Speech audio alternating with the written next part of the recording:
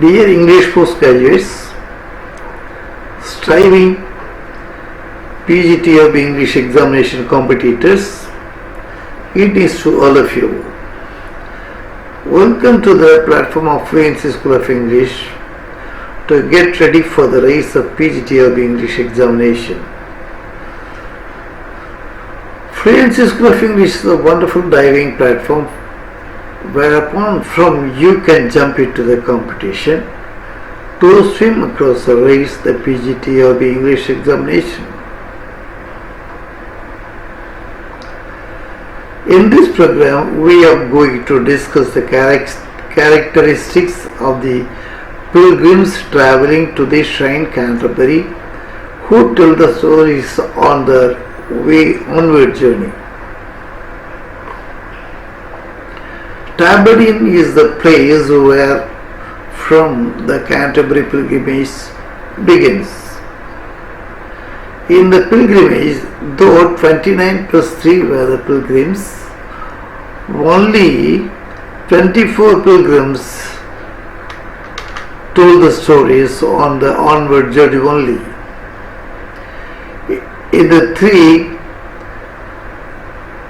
In the other three, one is the narrator Chaucer, another one is the Harry Bailey, the innkeeper and the host of the Tabardine.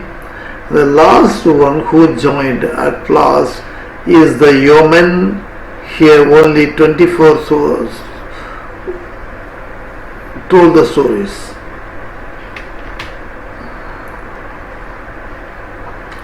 Pilgrims from the three estates.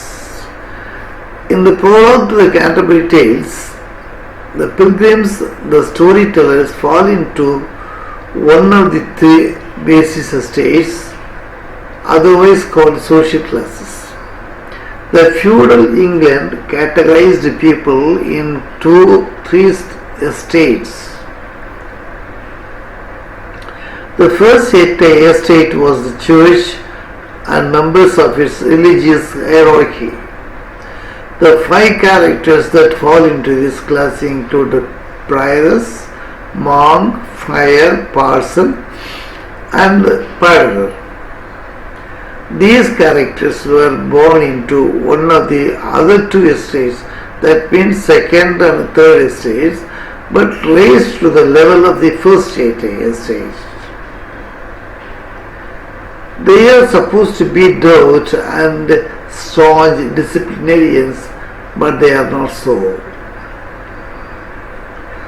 The second estate consisted of the nobility, including aristocratic families, dukes, and other royals such as the knight and the squire.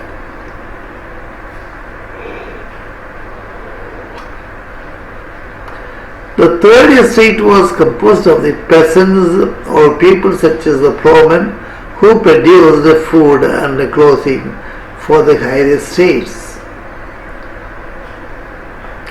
We also need to study the author's biography to thoroughly understand the lifestyle of his or her contemporary society, while a literature is the output of its contemporary society's behavior. But we have separate video discussing Chaucer's biography. Chaucer brings out the corrupt way of living of the medieval England, which state prevailed in many of the European societies. Chaucer's 14th century is a period of great political, social, religious and literary activities and changes. The age of Chaucer witnessed a rapid growth in trade and commerce. The English people shed out their insularity and became travellers, returning with wider interest and a larger horizon. England became commercially important, while as eating, drinking and adultery was also prevalent. Women were thought inferior to men. Women of lower strata of society were hard workers and doomed to a life of undelivered drudgery. Most of them were illiterates. Chaucer's portraiture of pilgrims is the representation of real people of various strata of the society. He uses satire to admonish the corrupt world. This will help you to some extent to understand the medieval English society, which effort is essential to understand the prologue to the Canterbury Tales. Almost all the pilgrims of the prologue have been presented here.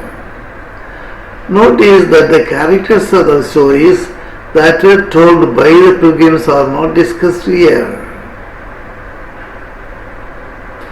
Hope you will enjoy the travel with me.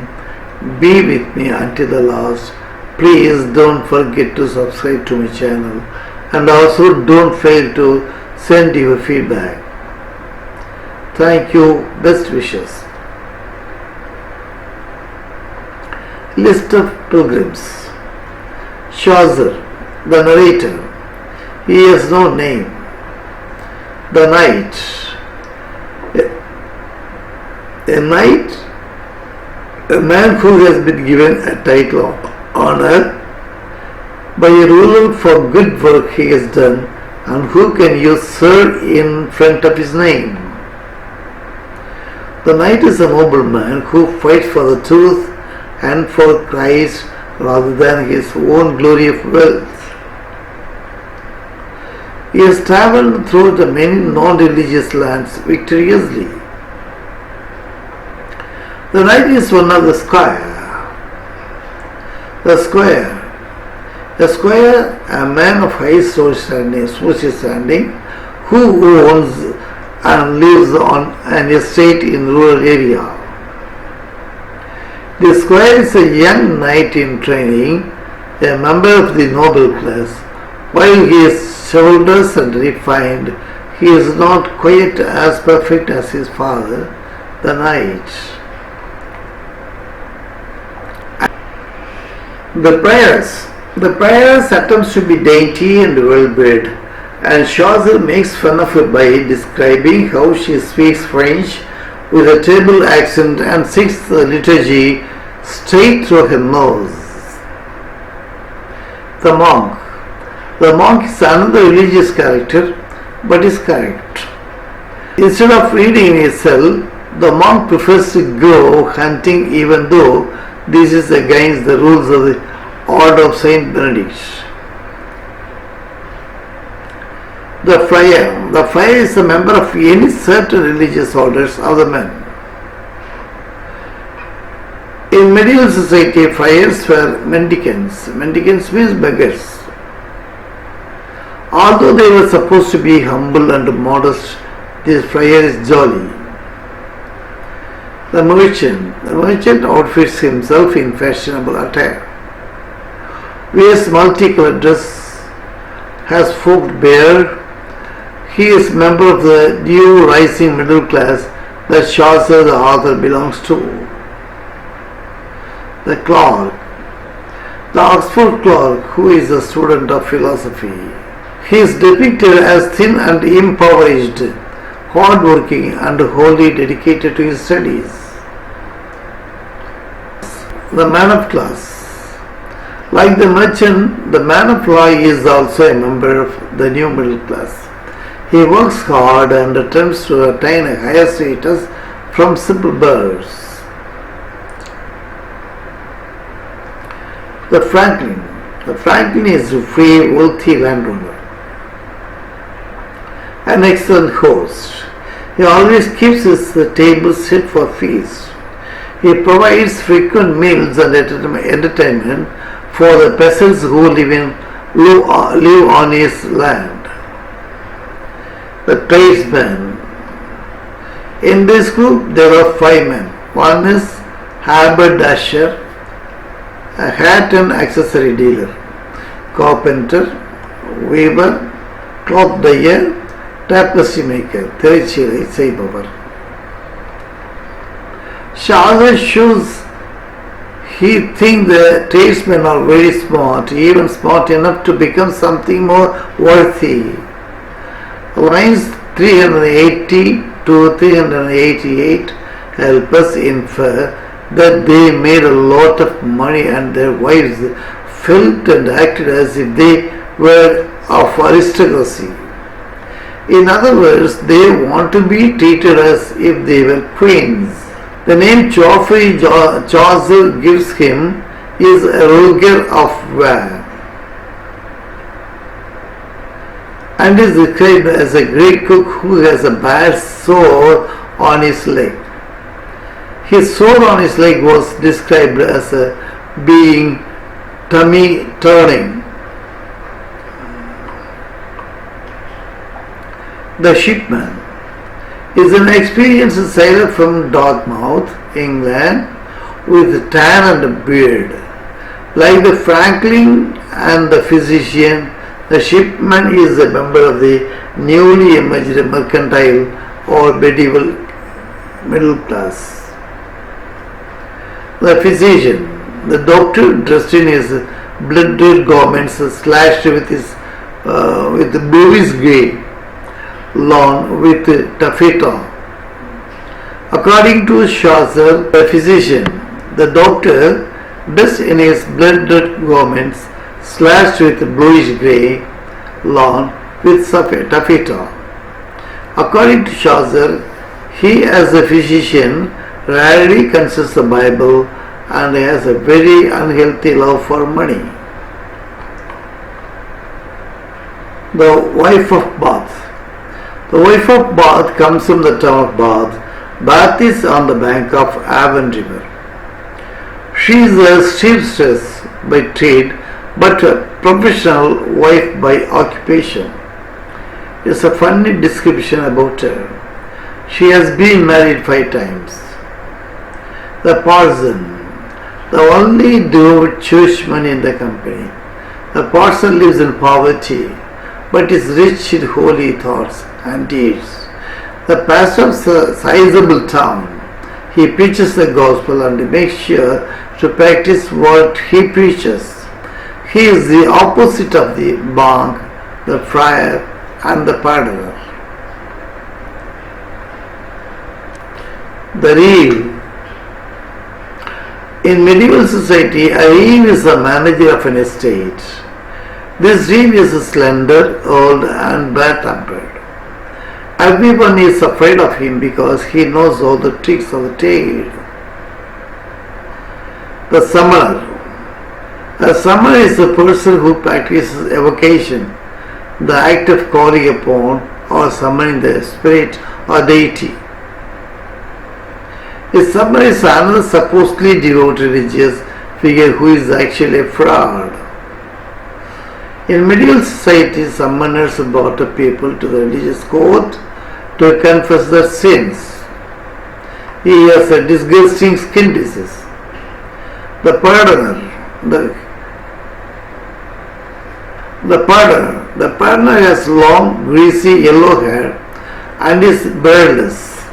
These characteristics were associated with stiffness and gender ambiguity in Chaucer's time. The pardoner also has a gift for singing and preaching whenever he finds himself inside a church. The pardoner is characterized as an effective speaker and a skilled con artist. The pardoner is dishonest and hypocritical. The host. The host at the tavern, Harry Bailey, is jolly, lively tavern keeper. He is the one who proposes the tale-telling game. The carpenter.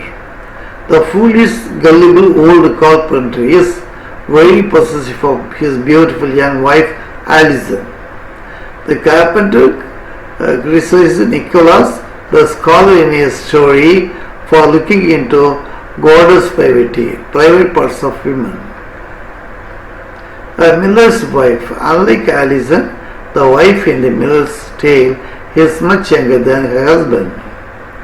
The miller's wife is probably at least as old as the miller, considering they have a 20-year-old daughter. The plowman. The plowman is the pastor's brother and is equally good-hearted. A member of the peasant class, he pays his tithes to the church and leads a good Christian life. Listed together, the 5 Gisborne appear units. He is generous, industrious, and humble, and follows faith.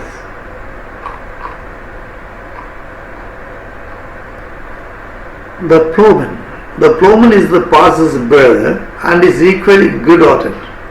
A member of the peasant class, he pays his tithes to the church and leads good Christian life. He is generous, industrious, and humble, and he follows his faith without complaining. The miller. Miller is intensely physical and a kind of disgusting. Is huge with red beard. He is huge with red beard, wide black nostrils, a gaping mouth, with a wart on his nose, with a tuft of hairs growing on it that all as red as the bristles in a sore's ears. The builders portrait draws heavily upon negative medieval stereotypes of about lower class people. Emancipator. Emancipator is one who is in charge of purchasing food and supplies for an institution like a school, monastery, or law court. Chaucer appears to think of the emancipator as not a nice man. He is described as a shrewd, rude, and deceptive, willing to bribe people even at the risk of their health. Thank you. Best wishes.